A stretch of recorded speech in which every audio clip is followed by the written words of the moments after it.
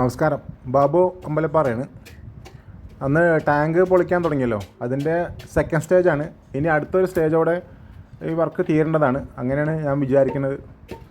ഇതിപ്പോൾ അടിയിൽ നല്ല കോൺക്രീറ്റിൻ്റെ സ്ലാബാണ്. അന്ന് 6 ഇഞ്ച് കനത്തിലൊക്കെ ഇട്ടിട്ടുണ്ട് കോൺക്രീറ്റ്. വെള്ളം നല്ല സ്റ്റോർ ചെയ്യാൻ വേണ്ടിയിട്ടേ നല്ല സ്ട്രോങ് കോൺക്രീറ്റാണ്. അത് പൊട്ടിക്കാനുള്ള പരിപാടിയിലാണ്. ഇത് ഇങ്ങനെ ഒരു അടിച്ച് പൊട്ടിക്കാനുള്ള പ്ലാനിലാണ്. സ്ലാബ് ഏകദേശം ഇപ്പം വിട്ട് വന്നിട്ടുണ്ട്. ഇതുപോലെ ആയിട്ടുണ്ട്. ഇനി ചെറിയ പീസാക്കി പൊട്ടിക്കണം. പൊട്ടിച്ചിട്ട് കുറേശ്ശെ പൊട്ടിച്ചെടുക്കാനേ പറ്റൂ.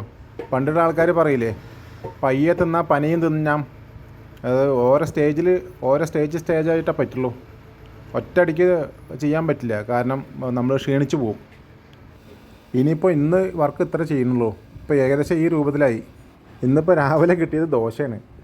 ചട്നി ഉണ്ട്, കുറച്ച് ലൂസാണ്, അതാണ് നല്ലത്. പിന്നെ തേങ്ങ ചമ്മന്തി ഉണ്ട്. പിന്നെ ഈ മുളക് ചെറുള്ളി ചേർത്തിട്ടുള്ള ചമ്മന്തി ഉണ്ടല്ലേ, അത് കുഴപ്പമില്ല, നന്നായിട്ടുണ്ട്, അടിപൊളിയാണ്. ഇനി ചായ വേണം. ചായ ഇപ്പോൾ വരും. അപ്പോൾ ഒരു ദോശയും കൂടി ആവാം.